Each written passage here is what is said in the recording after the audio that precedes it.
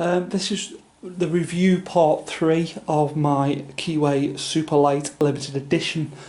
I know that people have been following my blog and looking at different things. Right, I've now done and recorded 79 kilometres, which is probably about 50 miles. And I'm happy to report so far I've had no mechanical issues whatsoever with the bike. It starts first time, it runs like it should, even from cold. It's very good. And to be honest with you, I filled it up and it hasn't used any fuel at all.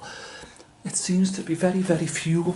The only little niggles that I've found with the bike that might be worth mentioning for people that are considering buying one or are looking for, you know, a blog on these bikes is the first one that I found is that if you use this side stand, which you will do if you go in the shops, or you know, if you just go and pop it in your house because you've forgotten something or whatever, and it might be the same with all carburetted bikes, I don't know, that with this bike it doesn't like starting again after you've used that, especially if you leave it for a little period. It's almost like, because it's on its side, the carburetor is either full of fuel or gets choked, and it will start about the third or fourth go, and it'll smell quite rich for a little time, and it'll settle itself down. The other niggle, if you like, that I never took into consideration personally, and it is a real biggie, and anybody who's thinking about buying one of these bikes, consider it before you make your purchase, because I didn't, and I'm in a bit of a conundrum now because I am thinking about continuing riding. The bike is a cruiser, as you can see. That's what it's built for. It is built for cruising. They copied the cruiser style. Everybody can see that, and you know, that's what it's for. Thing is, the bike will struggle to do 50 miles an hour. It will do about 49, 50 at a push. That is it. That's your top limit. It ain't going any faster. And if, like me, you live in a city suburb and the roads are quite chocker, and there's quite a few roads around here that are 60 mile an hour limits, you're going to struggle to do that speed limit. You know, the fastest you're hoping to go is 50, which, you know, for a 125, you know, I can hear people go, well, what are you complaining about? It's a 125, that's what it's for. But there are other bikes out there that will do 70 on a 125 and maybe 80. And if you're going to commute and it's going to be 60 mile an hour roads or busier roads, you might be worth considering getting something with a bit more oomph. I mean, not to say the bike's not, you know, it isn't good. I mean, I've had between 40, 45 out of it, and you know, it'll pop along quite nicely. And for a 125, that's great. But you know, there's a lot of roads around here that are 60 mile an hour, and the bike won't do 60 mile an hour, and you get a lot of cars flying past you because of this. And a lot of irate drivers, which, you know, people would say, well, ignore them, but you know, you're not doing the speed limit on the road, and that, in my mind, is a danger to yourself as well as to everybody else around you. But it is a consideration to consider.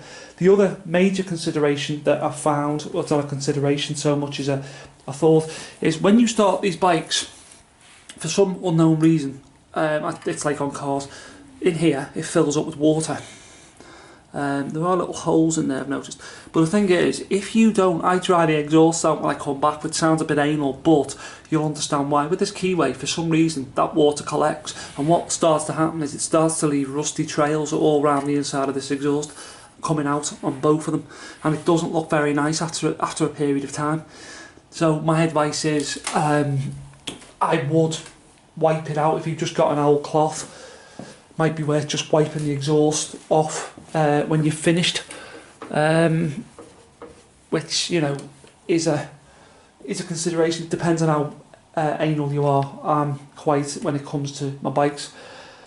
The other consideration I would say as well is that you know, I would say go and test ride the bike if you've got your seat. If there is somewhere that would let you test ride the bike, or if you know somebody's got a Keeway Superlight, I'd test ride it, see if it's for you, see if it's, you know, if it is, you know, quick enough for you and it's going to do what you want it to do. I mean, if you live in country roads and you live in a little village somewhere in the Cotswolds, it's probably a very good bike, and it is a great bike. I can't really deny that. It's just, it isn't very quick.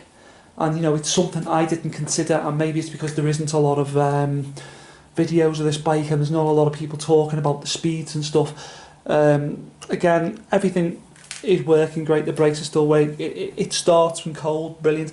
Doesn't use the choke still doesn't like it. But then again, we're not in the throes of winter, are we? So I can't really complain. The other thing is as well that I've found, and maybe it's me, maybe it's the bike, is, you know, it's got to be broken in. So the rule books say that you keep the revs down on the bike. On this bike, it's very torquey and the revs are high, and that doesn't matter if you're in fifth or first, they're still very high. So it's quite hard to, you know, to try and keep the revs low. The other thing is as well, I didn't want the panniers on this bike because I think it looks better as it is. But that's another thing, consider this bike doesn't have any storage, so there's nowhere to put anything. You know, this compared to the other one, its normal version, it is quite stripped down.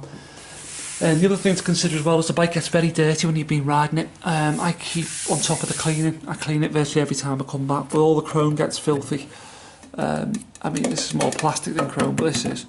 It gets very filthy, so trying to keep on top of the cleaning is a must. The other thing is as well is, as you can see, the oil level is there, it's full. Sometimes, for some reason, you'll find the oil level is low, but when you move the bike, it goes back up again. I don't know if that's just a Keeway thing, I'm not too sure.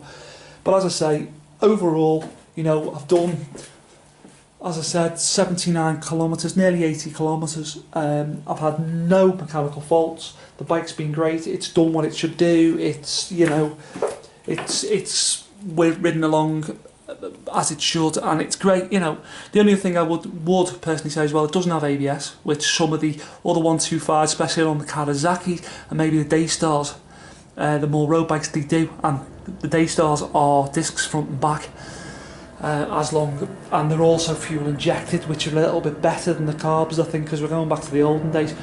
But again, it's your personal preference and it's what you want from a bike.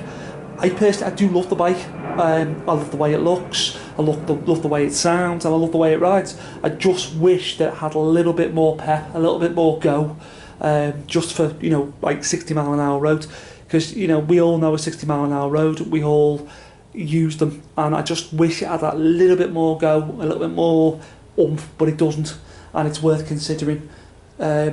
And also just to say that your first service on these bikes is due at 600 kilometres, if anybody's interested in that. But if anybody has any questions they want to ask me, or, you know, they want some advice on something, I'll give you the best I can. You know, send me a message through YouTube. Again, thank you for watching, and I hope you enjoy my blogs, and I'll bring another one soon.